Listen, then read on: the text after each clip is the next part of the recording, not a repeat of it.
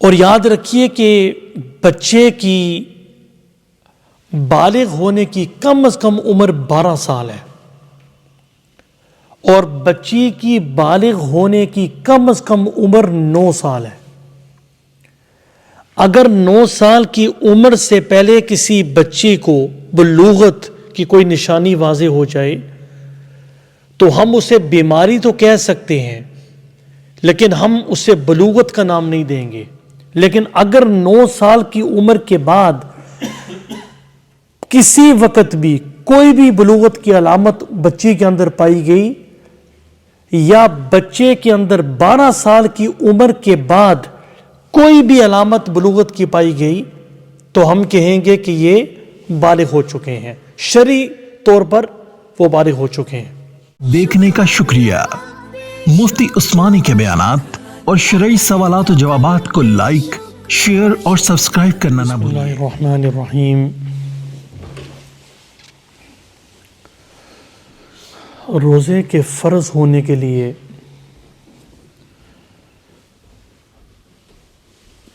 جہاں کچھ اور شرائط ہیں وہاں ایک شرط یہ بھی ہے کہ روزہ رکھنے والا بالغ ہو۔ نابالغ بچے پر روزہ فرض نہیں ہے۔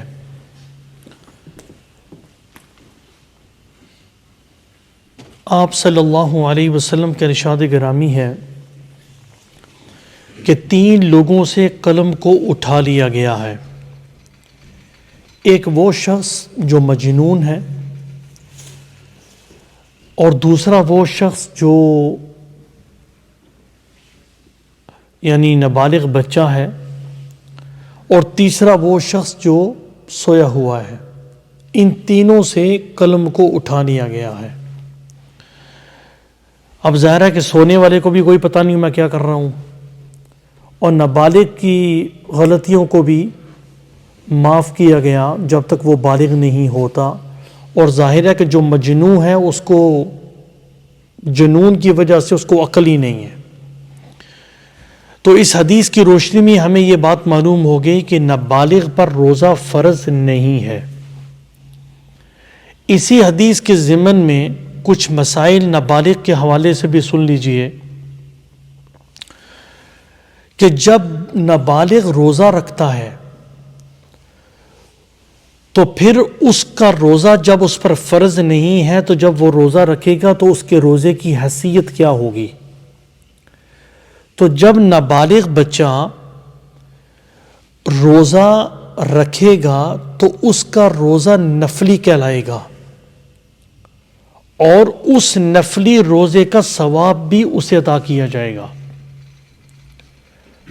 ظاہر ہے کہ جب فرض نہیں ہے، جب وہ روزہ رکھے گا جب اس پر فرض ہے ہی نہیں ہے تو فرض کیسے ادا ہوگا؟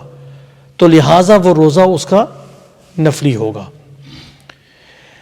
اگر بچہ بالغ ہوا، بالغ ہونے کے بعد نابالغی کی عمر کے اندر جو روزے اس کے گئے تھے وہ بالغ ہونے کے بعد نابالغی کے روزے نہیں رکھے گا، ان کی کوئی قضا نہیں ہے،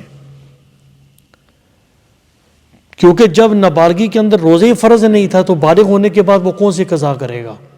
تو اس کی کوئی قضا نہیں ہے۔ اگر نابالغ بچہ صبح صادق سے پہلے، طلوع فجر سے پہلے بالغ ہو جاتا ہے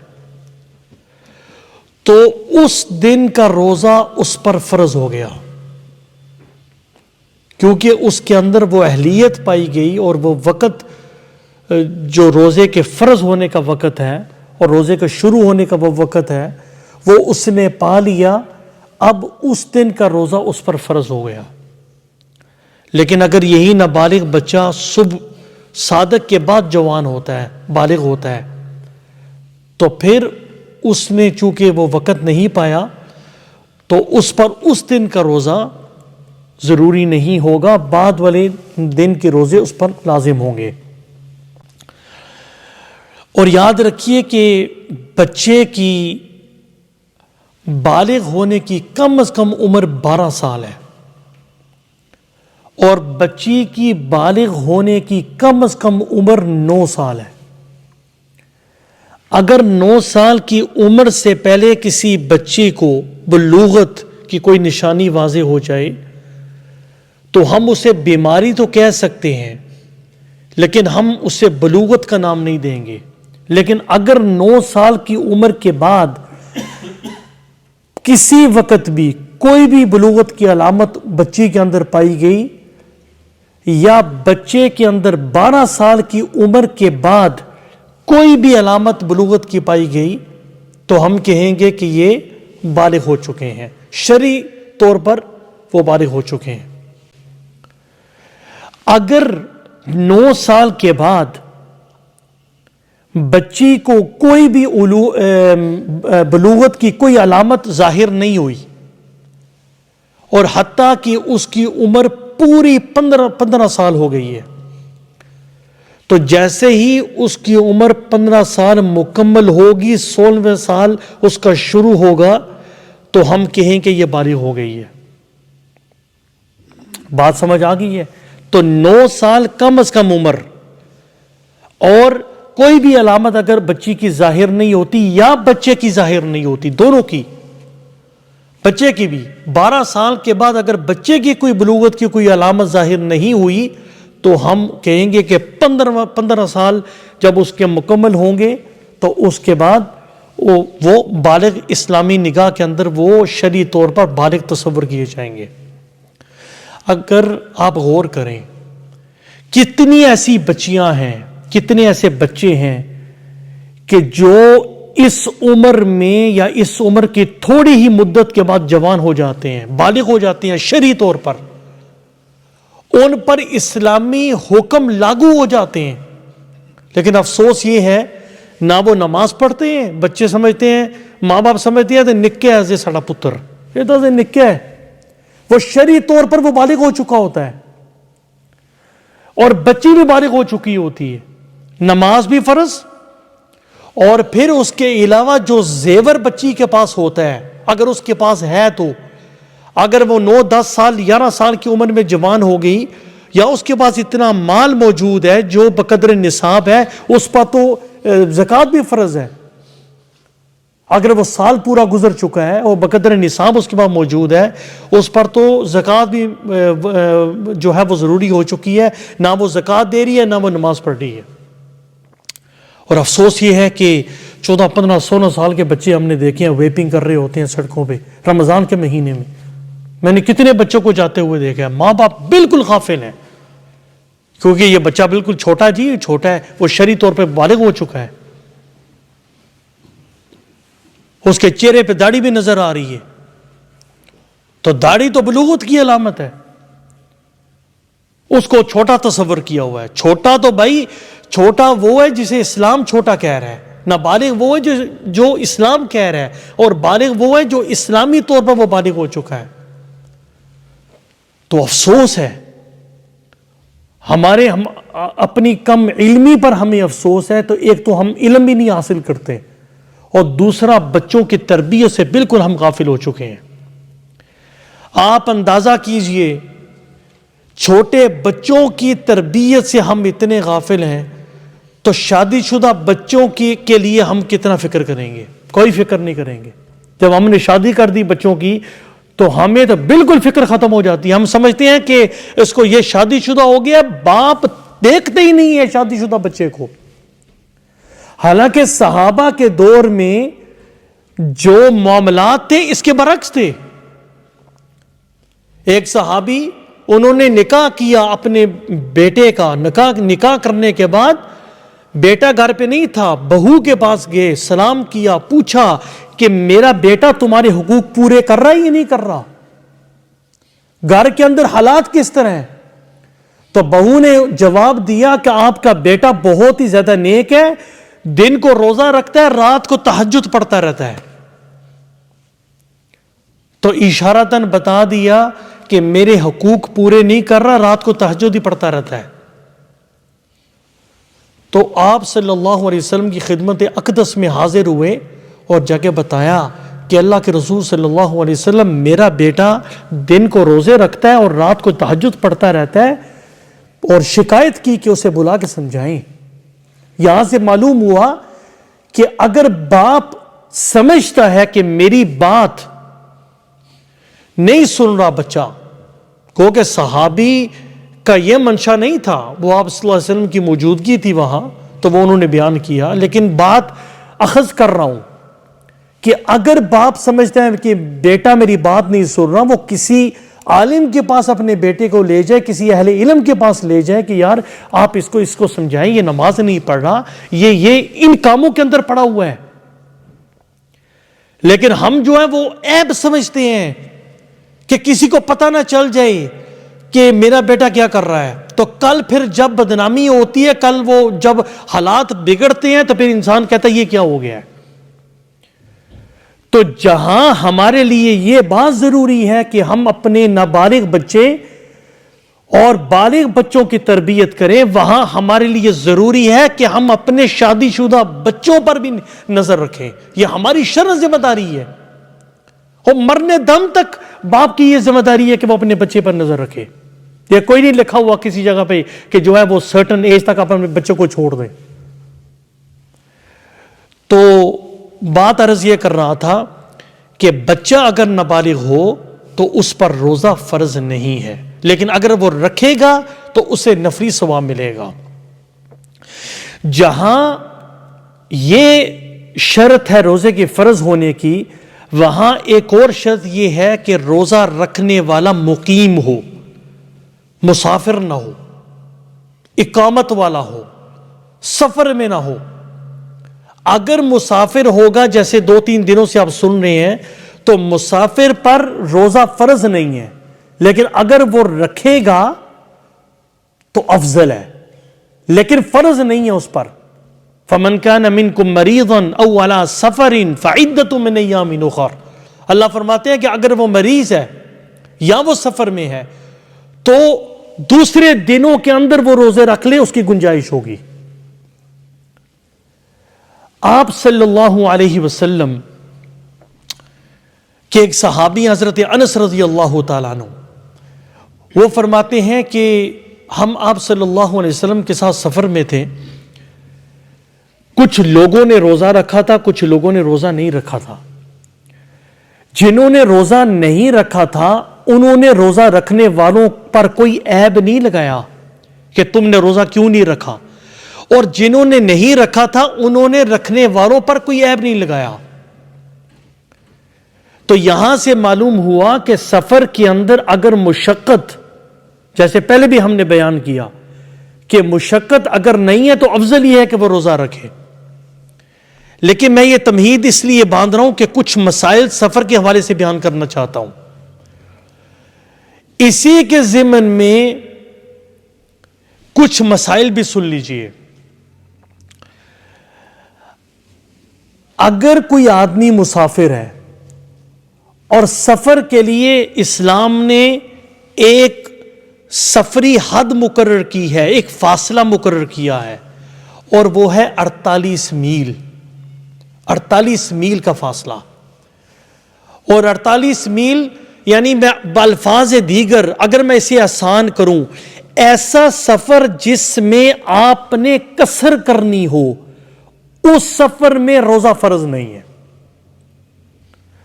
اور اگر آپ کسی شہر میں رہ رہے ہوں، کسی گاؤں میں رہ رہے ہوں، کسی علاقے میں رہ رہے ہوں، تو جب تک آپ اس علاقے، شہر، گاؤں کے اندر موجود ہیں آپ مقیم ہیں، اور آپ جب اس ارادے سے اس شہر سے نکلیں گے، اس کی حدود سے نکلیں گے کہ میں 48 میل کا سفر کرنے والا ہوں، اور اس کی حدود سے جب آپ نکلیں گے تو جیسے ہی اس کی حدود سے آپ نکلیں گے، اپنی شہر، گاؤں یا اپنے علاقے کی اس حدود سے نکلیں گے، تو آپ شرعی طور پر مسافر ہو گئے۔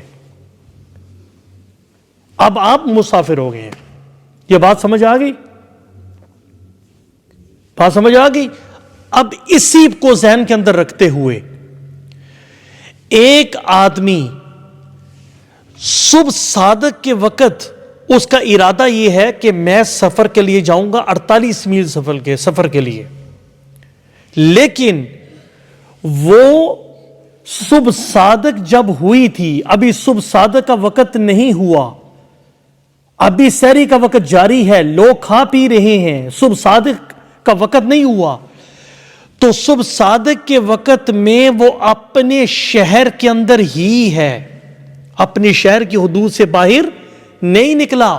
گو کہ اس کا ارادہ ہے اور گو کہ اپنے گھر سے بھی نکل چکا ہے, لیکن جب حدود سے باہر نکلنے والا تھا, حدود سے باہر نکلنے والا تھا, اس وقت سحری کا وقت موجود تھا یا نکل چکا ہے. سمجھ آ گئی کہ ایک آدمی, آسان لفظوں میں بتانے لگا ہوں, ایک آدمی اپنے شہر کے اندر ابھی موجود ہے, صبح صادق کا وقت موجود ہے, ٹھیک ہے, اور شہر کے اندر موجود ہے, نکلا نہیں ہے, گو کہ گھر سے باہر نکلا ہے لیکن شہر کی حدود سے نہیں نکلا, ادھر ہی موجود ہے. ابھی نکلنے سے پہلے ہی صبح صادق کا وقت ختم ہو گیا, یعنی صبح صادق شروع ہو گئی, سحری کا وقت ختم ہو گیا. وہاں موجود ہے, سحری کا وقت ختم ہو گیا. اب وہ شہر کے حدود سے نکلا, مسافر بنا, اس دن کا روزہ رکھنا اس کے لیے ضروری ہے. کیوں ضروری ہے؟ کیوں کہ جب صبح صادق ہونے سے پہلے اسے چاہیے تھا کہ وہاں سے نکل جاتا شہر کی حدود سے, اور صبح صادق سے پہلے نہیں نکلا, صبح صادق کے بعد نکلا ہے. اب روزہ اس پر فرض ہو گیا, روزہ اس کے لیے رکھنا ضروری ہو گیا. ہاں البتہ اس کا الٹ کر لیں, اگر یہی بندہ صبح صادق سے پہلے 48 میل کی نیت سے اپنے شہر کی حدود سے نکل گیا اور نکلنے کے بعد جو ہے صبح صادق اسے رستے کے اندر ہوئی, تو اس پر روزہ فرض نہیں ہے, اس لیے کہ وہ مسافر ہے, وہ سفر کے اندر ہے. یہ مسئلہ سمجھ آ گیا؟ اب ایک آدمی نے 48 میل کی نیت سے وہ اپنے شہر سے نکل گیا, اب اس نے لمبا سفر کرنا ہے. اب اس کے لیے جائز نہیں ہے کہ وہ روزہ توڑے, لیکن اگر رستے کے اندر غیر معمولی مشقت کا سامنا ہوتا ہے, بیماری آ جاتی ہے اور سفر اتنا تھکان والا ہو جاتا ہے, اس کے لیے مشکل پیش آتی ہے سفر کے اندر, کہ یا وہ بیمار تھا, اس نے روزہ رکھ لیا, اور سفر کی وجہ سے وہ سمجھتا ہے کہ اب یہ گھنٹے جو بہت زیادہ ہو جائیں گے تو میری بیماری بڑھنے کا بھی خطرہ ہے, یا اس کو شوگر ہے جس کی وجہ سے اس کی شوگر بہت زیادہ گڑبڑ کر رہی ہے, تو وہ سمجھتا ہے کہ یہ میری بیماری بڑھنے لگی ہے. اب وہ روزہ توڑ سکتا ہے بشرطے کہ وہ سمجھتا ہو اور ظن غالب ہو کہ مشقت ہے بہت زیادہ میرے لیے اور میں اس کو نبھا نہیں پاؤں گا. اگر وہ روزہ سفر کے اندر چھوڑے گا تو وہ گنہگار نہیں ہوگا اور بعد کے اندر اسے قضا کرنی پڑے گی.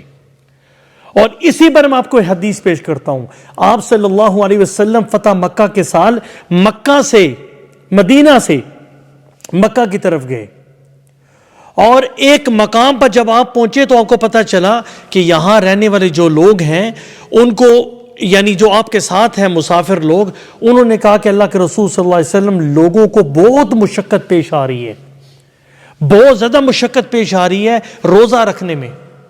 تو آپ صلی اللہ علیہ وسلم نے عصر کے بعد ایک پیالہ منگوایا, چونکہ لوگ آپ کے عمل کی طرف دیکھ رہے تھے.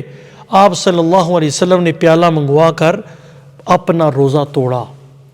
کچھ لوگوں نے روزہ توڑ دیا, کچھ لوگوں نے نہیں توڑا. جب کچھ لوگوں نے روزہ نہیں توڑا تو آپ صلی اللہ علیہ وسلم نے فرمایا کہ جن لوگوں نے روزہ نہیں توڑا وہ گنہگار ہو رہے ہیں, کیونکہ وہ مشقت کو برداشت کیوں کر رہے ہو جب اسلام نے آپ کو اجازت دی ہے اور اللہ کے نبی صلی اللہ علیہ وسلم نے ان کے سامنے روزے کو توڑا ہے. اور ہم نے فرمایا کہ اولئک العصاۃ, ہم نے فرمایا یہ گنہگار ہے. تو یہاں سے معلوم ہوا کہ سفر کے اندر غیر معمولی کو مشقت ہو, اگر وہ روزہ توڑے گا تو انشاءاللہ وہ گنہگار نہیں ہوگا اور اس دن کی قضا بعد میں کر لے. اسی کے ضمن میں ایک آدمی رمضان مبارک سے پہلے ہی سفر میں تھا, اب رمضان آ گیا اس پر روزہ فرض نہیں ہے. اگر وہ رکھے گا افضل ہے, نہیں رکھے گا تو بعد میں قضا کرے گا. یا رمضان مبارک کے اندر سفر میں تھا تو ظاہر ہے وہ میں آلریڈی اس کو بیان کر چکا ہوں. ایک آدمی 48 میل کی نیت سے سفر کرتا ہے, شرعی مسافر ہے کسی علاقے کے اندر. میں ایک مثال دینے لگا ہوں. سعید بھائی جاتے ہیں لندن, وہاں جب یہ سفر کی نیت سے وہاں گئے, ان کا ارادہ یہ تھا کہ میں ادھر 15 دن یا 15 دن سے زیادہ رہوں گا. گو کہ یہاں سے جب نکلے تھے یہ مسافر تھے, لیکن جب انہوں نے لندن کے اندر یہ نیت کر لی کہ میں 15 دن یا 15 دن سے زیادہ وہاں رہوں گا, اب یہ روزے وہاں رکھیں گے کیونکہ یہ مقیم ہو گئے ہیں. لیکن اگر یہ کسی کام کے لیے لندن میں گئے تھے تو اب ان کو کوئی پتہ نہیں ہے کہ میرا کام آج بھی ہو سکتا ہے, 10 دنوں کے اندر بھی ہو سکتا ہے, اور ممکن ہے کہ 15 دن سے زیادہ بھی ہو جائیں. کوئی پکا پتہ نہیں ہے. اگر میرا کام کل ہو گیا میں واپس چلا جاؤں گا, ارادہ پختہ نہیں ہے 15 دن رہنے کا یا اس سے زیادہ. اب بھلے ان کا ارادہ وہاں پختہ نہیں ہے تو یہ ان پر روزہ رکھنا فرض نہیں ہے, کیونکہ یہ شرعی مسافر ہیں. کسی وقت بھی ان کا کام ہو گیا تو یہ واپس مڑ آئیں گے.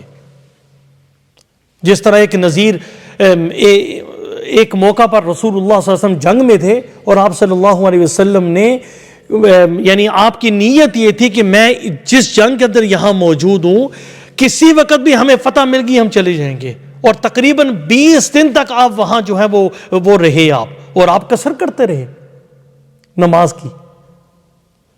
تو اگر آپ کا ارادہ پختہ نہیں ہے, میرا کل کام ہو جائے میں واپس چلا جاؤں گا, ممکن ہے پرسوں ہو جائے, تو اگر آپ 20 دن بھی وہاں رہیں تو آپ شرعی مسافر ہوں گے. اور اخیر پوائنٹ کی طرف آتا ہوں کہ جہاں روزے کی فرض ہونے کی یہ شرائط میں نے جو بیان کی ہیں یہ بھی ہیں, اور ان میں یہ ہے کہ روزہ رکھنے والا صحت مند ہو. کیونکہ قرآن نے کہا کہ اگر تم میں سے کوئی مریض ہو تو وہ بعد میں روزے رکھ لے. تو اس میں آپ صلی اللہ علیہ وسلم نے یہ بات بیان فرمائی کہ اللہ رب العزت نے تمہارے لیے یعنی مسافر کے لیے اللہ رب العزت نے روزے فرض نہیں کیے اور نماز کے اندر کسر رکھی ہے. اور جو عورت اپنے بچے کو دودھ پلا رہی ہو, اللہ کے نبی صلی اللہ علیہ وسلم نے بات بیان فرمائی کہ اللہ نے اسے بھی رخصت دی ہے. تو یہاں سے معلوم ہوا کہ اگر کوئی مریض ہو, اور مریض اس طرح کا نہیں ہے کہ خود مریض بن گیا مجھے نظرہ لگا ہوا ہے, شرعی طور پر صحیح طور پر جو ہے وہ یہ ثابت ہو یہ آدمی بیمار ہے, میڈیکلی یہ واقعی بیمار ہو, وہم کے ساتھ نہیں, کئی لوگ وہمی بھی ہوتے ہیں اپنے آپ کو بیمار تصور کر لیتے ہیں کہ میں بیمار ہوں, وہ واقعی طبی طور پر بیمار ہو اور اسے یہ ظن غالب ہو کہ اگر میں روزہ رکھوں گا میری بیماری بڑھے گی, یا اسے کوئی ڈاکٹر اسے کہے کہ تو روزے نہ رکھ, اگر تو روزے رکھے گا تیری بیماری یا تیرا عضو تلف ہو سکتا ہے, تیری جان جا سکتی ہے, تجھے بیماری ہو سکتی ہے مزید, تو پھر اس صورت کے اندر وہ روزہ چھوڑ سکتا ہے. اسی طرح اگر کوئی بوڑھا آدمی ہے وہ گرمیوں کے روزے نہیں رکھ سکتا تو اسے کہا جائے گا کہ تم سردیوں ابھی چھوڑ دو, سردیوں کے روزے رکھو. ہاں البتہ اگر سردیوں کے روزے بھی نہیں رکھ سکتا, اتنا لاغر ہے, تو پھر ظاہر ہے وہ فدیہ دے گا. ایک آدمی ہے اگر وہ روزے رکھتا ہے کھڑے ہو کے نماز نہیں پڑھ سکتا, ذرا مسئلہ سمجھیے گا. ایک آدمی ہے اتنا کمزور ہے کہ اگر روزے رکھتا ہے کھڑا ہو کے نماز نہیں پڑھ سکتا, لیکن اگر روزے نہ رکھے تو کھڑا ہو کے نماز پڑھ سکتا ہے کیونکہ اسے کمزوری نہیں ہوتی مزید. تو پھر اس کا حکم کیا ہے؟ تو ایسے شخص کے لیے یہ کہا جائے گا کہ روزہ رکھے اور بیٹھ کے نماز پڑھے تاکہ دونوں عبادتیں اس کی مکمل ہو جائیں,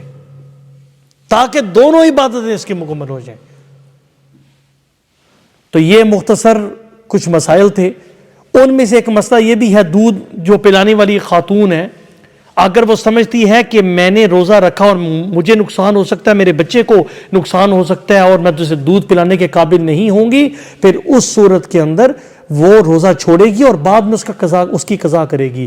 فدیہ اس شخص کے لیے ہوتا ہے، بہت سارے لوگ جو ہیں وہ غلطی کرتے ہیں، وقتی طور پر بیمار ہوتے ہیں، فدیہ دینے شروع کر دیتے ہیں۔ فدیہ اس شخص کے لیے ہوتا ہے کہ جسے ایسا مرض لگ گیا ہو کہ جس کی شفا یابی بظاہر ناممکن ہو، کوئی ممکنات میں سے نہ ہو کہ یہ آدمی جو ہے وہ شفا یاب ہوگا، وہ آدمی جو ہے وہ فدیہ دے گا۔ لیکن وہ بھی زندگی کے کسی حصے میں اگر صحت مند ہو گیا تو وہ دوبارہ اسے قضا کرنی پڑے گی۔ اللہ رب العزت ہم سب کو عمل کرنے کی توفیق عنایت فرمائی۔